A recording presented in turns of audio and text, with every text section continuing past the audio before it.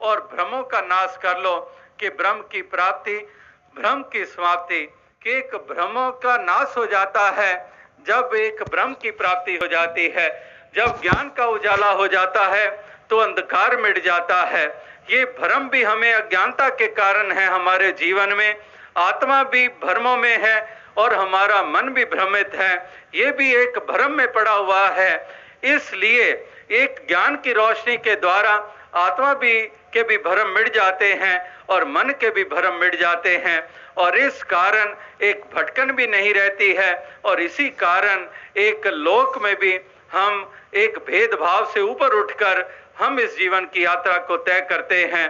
इसलिए महापुरुष संत जन यही कह रहे हैं कि ये ज्ञान ऐसा काम करता है जैसे लाखों मन लकड़ियां, जैसे भगवान कृष्ण ने कहा, इसी तरह से एक चिंगारी के लगते ही वो भस्म हो जाती हैं। इसी प्रकार से ये तमाम जन्मों जन्मों के भ्रम ये सब नाश हो जाते हैं। जैसे वो भी मिसाल आती है, जैसे कि फसलों के ऊपर पंछी आकर बैठते हैं और उन फसलों के दानों को चुगने लग पड़ते हैं, उस फसल को नुकसान पहुंचाने लग पड़ते हैं, और किसान जोर से हाथ की ताली बजाता है और उसी आवाज को सुनकर पंछी उड़ जाते हैं। यानी कि एक भ्रम रूपी पंछी भी उड़ जाते हैं जब ज्ञान की ताली बज जाती है। इस प्रकार से तिमिर गयो रवि देखते, एक तिमिर अंधकार का नाश हो जाता है जब वास्तविकता में एक ज्ञान का उजाला हो जाता है। तो और साथ संगत, कहने का तात्पर्य यही है, कहने का भाव यही है कि महापुरुष संत जन भक्त जन यही कह रहे हैं कि वास्तविकता में इसकी चिंता कर कि चिंता तो एक नाम की, और न चितवे दास जो कि चितवे नाम बिन सही काल की फांस। कि वास्तविकता में ये चिंता इंसान के मन में रहे कि मैंने अपने मालिक को जानना है, मैंने अपने ईश्वर को जानना है, मैंने अपने मूल को जानना है, इस अस्तित्व को जानना है। ये एक मन में इच्छा हो। ये महापुरुष संत जन भक्त जन यही एक पैगाम, यही एक संदेश, यही एक आवाज ये पहले भी देते आए हैं और आज भी यही पैगाम और यही संदेश और यही आवाज दे रहे हैं।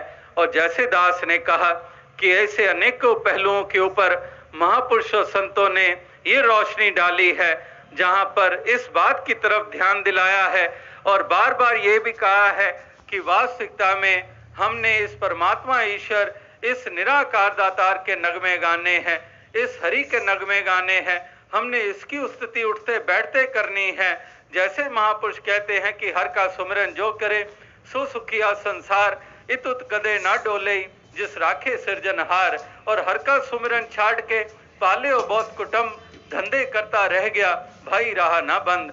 इस प्रकार से इस हरि का सुमिरन करने के लिए जैसे महापुरुष यहाँ पर बोल ही रहे हैं, कल से ही हम भोजपुरी सुन रहे हैं, तो अक्सर वो सुनने को शब्द मिलते हैं कि भजन कैले राम का समैया अनमोल बा। कि इस प्रकार से एक हरि परमात्मा, इस निराकार दातार का भजन करना, इस हरि के नगमे गाना, क्योंकि समैया अनमोल बा, कि ये समा बड़ा अनमोल है। ये समा हाथ से निकल गया, फिर पुनः हाथ नहीं आने वाला है। इस प्रकार से पुनः फिर पछताए, फिर पश्चाताप ही होगा। तो ये समय हाथों से निकल गया तो फिर कुछ बनने वाला नहीं है। इसलिए महापुरुष कहते हैं कि चेतना है तो चेत ले निस्दिन में प्राणी, कि हे प्राणी, हे इंसान, ये चेत ले तो इसको, इस हरि परमात्मा निराकार के नगमे गा लें और तभी अपनी रचना को भी पवित्र कर पाएगा और अपनी मनोवृत्ति इस निराकार के साथ जोड़कर इस मन को भी पवित्र कर लेगा। क्योंकि सुमरन केवल जुबान के द्वारा नहीं, एक मन का शामिल होना जरूरी है।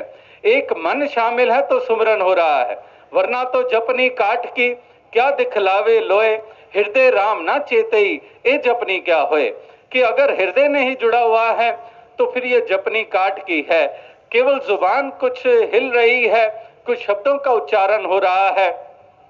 और ये तो बात ऐसी होगी जैसे कि एक पानी को मथते चलते चले जाएं, लेकिन उस पानी को मथने से कहीं पर माखन नहीं प्राप्त होने वाला है। इसी प्रकार से केवल जुबान से हम कहते चले जाएं और मन बिल्कुल ही उससे विपरीत अवस्था वाला है, तो फिर कहीं पर कुछ बनने वाला नहीं है। तो जब सुमिरन की बात आती है, इस हरि की यश कीर्ति की बात आती है, तो उसका नाता केवल रचना से नहीं है, उसका नाता एक मन से है। इसलिए कहते हैं कि एक हरि का सुमिरन, इस परमात्मा का सुमिरन, इसलिए कहते हैं कि एक जपनी काठ की क्या दिखलावे लोय, हृदय राम ना चेतई ये जपनी क्या होए। कि हृदय करके हम इस प्रभु परमात्मा, इस निराकार, इस दातार का सुमिरन करें, इस ईश्वर का गुणगान करें, और मन को अगर एहसास हो गया, मन अगर एहसास में है, तो इसका सुमिरन हो रहा है। चाहे वो शब्द के द्वारा, जुबान के द्वारा इस परमात्मा का नाम नहीं लिया गया है, लेकिन एहसास बना हुआ है। एहसास है तो सुमिरन हो रहा है। और दूसरी तरफ जुबान तो है, जुबान तो कह रही है, लेकिन मन कहीं और लगा हुआ है।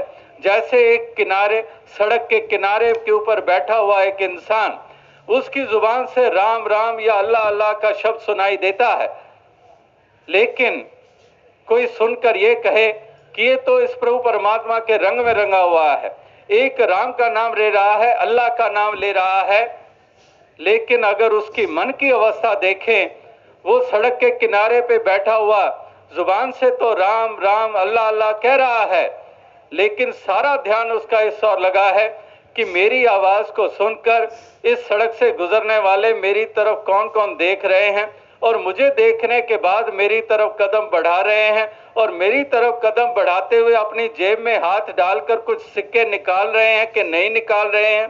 तो सारे का सारा ध्यान उस ओर लगा हुआ है, लेकिन जुबान जो है वो राम का नाम ले रही है। तो ये सुमिरन नहीं है। सुमिरन जब मन का नाता जुड़ा हुआ है, इस हरि परमात्मा के एहसास से जीवन जी रहे हैं। अगर एहसास से जीवन जी रहे हैं तो इसमें डूबे हुए हैं, इस नाम के सरोवर में डूबे हुए हैं, और मैल उतरती चली जाएगी, मैल कहीं बदन पर जमने नहीं पाएगी, विपरीत भावनाएं मन में पैदा नहीं होंगी, करुणा, दया, स्नेह, प्रेम का भाव ये उत्पन्न होता चला जाएगा, और स्वच्छता ही स्वच्छता, निर्मलता ही निर्मलता, पावनता ही पावनता ये जीवन में आती चली जाएगी। इसलिए महापुरुष संत जन यही कहते हैं कि इस हरि परमात्मा से नाता जोड़ना है तो मन पवित्र हो जाएगा, मन सुंदर हो जाएगा, और मन सुंदर हो जाएगा तो जीवन सुंदर हो जाएगा। मन सुंदर नहीं है तो जीवन सुंदर नहीं होगा, मन आनंदित नहीं होगा अगर इस मालिक के साथ ये मन का नाता ये नहीं जुड़ा हुआ है। तो आओ साथ संगत, इसलिए मन के ऊपर बहुत जोर दिया है महापुरुषों ने। इसी काशी नगरी में कबीर जी जैसे संत महात्मा क्या कह रहे हैं? महापुरुष ये कह रहे हैं कि एक केसन कहाँ बिगाड़िए जो मुंडे 100 बार। कहते हैं कि केसन कहाँ बिगाड़िए जो मुंडे 100 बार। कहते हैं कि इस सर को तो मुंडवा लिया 100 बार, तो इन केसों ने क्या बिगाड़ा है? तो मन को क्यों नहीं मुंडिया जामे भरे विकार। तो कहते हैं कि एक मन के ऊपर विकार रूपी बाल जो उगे हैं उनको तो मुंडा नहीं है, लेकिन सर मुंडवा लिया है। ये कबीर जी जैसे संत कह रहे हैं कि न्याय नहाए धोए क्या हुआ, जो मन मैल ना जाए, मीन सदा जल में रहे, धोए बास ना जाए। तो इससे और स्पष्ट शब्द हम कहाँ पर सुनेंगे? कितने स्पष्ट रूप में कबीर जी ने ये बात कह दी। मंतव्य क्या था? मंतव्य ये था कि अगर मन का नाता नहीं जुड़ा हुआ है, मन कहीं और है, माला तो कर में फिरे, जीभ फिरे मुख माहे, मनवा तो दिस फिरे, ये तो सुमिरन ना है। कि माला तो हाथ में फिर रही है, माला के मन के हाथ में घुमा रहे हैं, लेकिन एक माला तो कर में फिरे, कर कहते हैं हाथों को, माला तो कर में फिरे और जीभ फिरे मुख माहे, लेकिन मनवा तो दिस फिरे, ये तो सुमिरन ना है। इस प्रकार से ये सुमिरन नहीं है, इस प्रकार से ये भक्ति अर्चना नहीं है। अगर मन ही शामिल नहीं है तो फिर कौन सी पूजा, कौन सी अर्चना हो रही है? तो आओ साध संगत, बदन तो नहा रहा है, शरीर नहा रहा है, हाथ में माला के मणके घूम रहे हैं, मन के मणके नहीं घूम रहे हैं। इस प्रकार से एक विकार जो है वो मन से निकल नहीं रहे हैं, तो फिर बाकी क्या मुंडवाया गया? तो कहने का क्या भाव है? कहने का तात्पर्य यही है कि वाकई जो इस तरह से इस मन का नाता इस प्रभु परमात्मा ईश्वर के साथ जोड़ लेता है, फिर वो उठते बैठते इसके एहसास में जीवन जीता है और उसका एक एक पल, एक एक क्षण जो है वो सुंदर हो जाता है। जैसे आज भी महापुरुष कह रहे थे और यहाँ पर लिखा भी हुआ है कि किस तरह से एक गुलशन बन जाता है ये जीवन, एक संसार को भी हम गुलशन बना लेते हैं। जब मन सुंदर हो जाता है, जीवन सुंदर हो जाता है, जुग सुंदर, सदियां सुंदर, हर पल सुंदर, गर मानव जीवन हो सुंदर। तो इस प्रकार से एक मन की सुंदरता ही एक जीवन को सुंदर बनाती है, मन की सुंदरता ही स्थान को सुंदर बनाता है। मन की पावनता है तो स्थान को भी पावनता मिल जाती है। और अगर एक मन में कुरीतियां हैं, मन में विपरीत भावनाएं हैं, मन में लोभ है, मन में तृष्णा है, मन में जलन का भाव है, मन में अहंकार है, मन में एक घृणा, वैर, ईर्ष्या की आग इस मन में जल रही है, तो फिर उससे नाम एक जीवन सुंदर कभी होने वाला नहीं है, क्योंकि मन में एक अंधकार है, मन में ये आग जल रही है, मन में प्रलोभन है, इसलिए कुछ भी एक सुंदरता जीवन में देखने को नहीं मिलेगी। तो इसलिए महापुरुष संत जन यही प्रेरणा बार बार देते चले आ रहे हैं हर मानव को, हर इंसान को, कि इंसान अवश्य इसकी तरफ तूने गौर करना है। इस हरि परमात्मा, इस निराकार के साथ ये मन का नाता जोड़ना है। जो दास बात कह रहा था कि इस आत्मा का नाता भी परमात्मा से जोड़कर अपना परलोक सवार लेना, बंधनों से निजात पा लेनी, और मन का नाता भी इसी परमात्मा से जोड़कर इस जीवन को सुंदर बना लेना, एक जीवन जीने का ढंग प्राप्त कर लेना, एक जीवन जीने का सलीका प्राप्त कर लेना। तो इन दोनों कार्यों के लिए ब्रह्म ज्ञानियों का संग ये अनिवार्य बताया गया है। और जैसे दास कह रहा था कि महापुरुषों का संग हमें ऐसी भावनाएं प्रदान कर देता है, और ऐसी भावनाओं से युक्त होकर हम इस जीवन की यात्रा को तय करते हैं, तो फिर हम इस राम की कसौटी के ऊपर हम खरे उतरते हैं। जैसे कहा है कि कबीर कसौटी राम की, झूठा टिके ना कोई, राम कसौटी सो सहे जो मर्जीवा होए। कि वास्तविकता में वही इस कसौटी के ऊपर खरा उतरता है जो मर के जीता है, जिसको एक मरना आ जाता है। जो मर के जीता है वही जीवित हुआ करता है, वरना तो वो जीते हुए भी मरा हुआ है। जिसको मर के जीना आ जाता है, जैसे महापुरुष कहते हैं कि एक जे तू मरे मरण तो अगे ता मरण दा मुल पाएगा।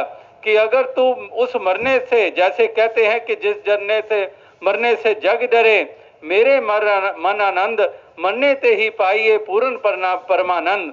तो इस प्रकार से महापुरुष कहते हैं कि एक ऐसी मरनी जो मरे बहुत ना मरना होए। तो ये पहले ये मरना सीख लें, यानी कि एक मैं को मारना, इस अभिमान को मिटा देना। तो ऐसा मरना जो सीख लेता है वो जीवित माना जाता है, और वो जो जो झुकता है त्यों त्यों उसको ऊंचाइयां मिलती है। तो और साथ संगत, कहने का तात्पर्य यही है कि महापुरुष संत जन यही बार बार प्रेरणा देते हैं, यही एक संदेश, ये आवाज देते हैं कि वास्तविकता में जो इस कदर अपने आप को इस तू के आगे, इस मैं को तू के आगे समर्पित करता चला जाता है, इस मैं को मिटाता चला जाता है, इस तू में अपने आप मैं को इस तू में विलीन कर देता है, तो फिर इसको वो रुतबा मिल जाता है। तो जैसे यहाँ पर गंगा, अब गंगा का रुतबा कब मिलेगा? उस जल को गंगा का रुतबा तब मिलता है जब तक वो दाएं बाएं एक किसी नदी नाले का रूप है, उसको गंगा का रुतबा नहीं मिलता है। गंगा का रुतबा उस नदी नाले को मिलता है जो गंगा के साथ आकर नाता जोड़ लेती है। जब नाता जोड़ लिया, अपने आप को समर्पित कर दिया गंगा में, तो फिर उसी का रुतबा गंगा वाला हो जाता है। और उस जब तक अपने आप को गंवाया नहीं, गंगा में अपने आप को समर्पित नहीं किया, तब तक वो गंगा वाला दर्जा हरगिज उस जल को मिलने वाला नहीं है, उस नदी को, नाले को वो दर्जा मिलने वाला नहीं है। इसी प्रकार से तू करता तू भया, मुझ में रहा ना हूँ, आपा पर का मिट गया, जत देखा तत्तु। कि फिर वास्तविकता में कोई भेद नहीं रह जाता है, फिर इस मालिक का ही स्वरूप हो जाते हैं। इसीलिए कहते हैं कि तो ही मोही मोही तो ही अंतर कैसा। इसीलिए कहते हैं कि रोड़ा होय रो बाट का तज मन का अभिमान, और कहते हैं कि रोड़ा बन जाओ पाक एक रास्ते का, रोड़ा होय रो बाट का तज मन का अभिमान। तो ऐसा एक तू रोड़ा बन जा, लेकिन फिर कह दिया कि रोड़ा हुआ तो क्या हुआ जो पंथी को दुख दे, कि रोड़ा हो गया तो फिर क्या बना, एक आने जाने वाले राही के साथ वो रोड़ा टकराएगा पांव के ऊपर और उसको चोट आ जाएगी। तो रोड़ा हुआ तो क्या हुआ जो पंथी को दुख दे। फिर कहते हैं कि क्या बने, तो कहते हैं कि जीव धरनी में खे, तो कहते हैं रोड़ा नहीं, एक खे बन जाओ, खाक बन जाओ। तो कहते हैं खाक बन जाए, तो खाक कहते हैं कि खे हुई तो क्या हुआ जो उड़ लागे अंग, कि अगर खे खाक बन गए तो हवा चलेगी, खाक उड़ेगी तो बदन पे लगेगी, दूसरों के कपड़े मैले होंगे। तो फिर कहते हैं कि रोड़ा भी ना बने, खाक भी ना बने, तो फिर क्या बने। तो कहते हैं जीव पानी सरबंग, कि एक पानी बन जाओ, जल बन जाओ, कि जल जो है वो जल जो है वो ऐसा तरल पदार्थ, वो जल बन जाओ। तो फिर कह दिया जल बन जाए, लेकिन कहते हैं कि पानी हुआ तो क्या हुआ जो सीरा ताता होए, कि पानी बन गए तो तब क्या होगा। पानी भी कभी ठंडा तो कभी इतना उबलने लग पड़ता है कि जिस्म पे पड़ जाए तो छाले डाल देता है। तो फिर आखिर क्या बने। तो फिर कहते हैं कि हरिजन ऐसा चाहिए जो हर ही जैसा होए। तो इस प्रकार से जो इस तू में समर्पित हो जाता है तो फिर वो हरिजन हरि का ही रूप हो जाता है।